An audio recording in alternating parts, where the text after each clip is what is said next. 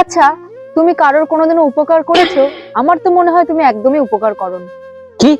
আমি কারো উপকার করিনি এটা তুমি বলতে পারলে? কি এমন উপকারটা করেছো শুনি? ও আচ্ছা, তাহলে শোনো। প্রতিদিন 5টার সময় ঘুমাতে যাই, যাতে পাড়ায় কারোর বাড়িতে চুরি না হয়। প্রতিদিন আমি বাবার পকেট থেকে বিড়ি চুরি করে খাই, যাতে বাবার ক্যান্সার না হয়। আর তুমি বলছো তোমাকে পালিয়ে বিয়ে করলাম, যাতে তোমার বাবার একটাও পয়সা না নষ্ট হয়। বেঈমান! এইটাও কি উপকার না?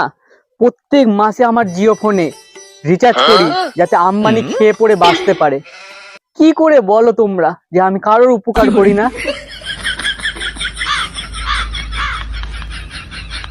এর পরেও কি আমি পাড়ার লোকের উপকার করি না, বইয়ের উপকার করি না, বাবার উপকার করি না?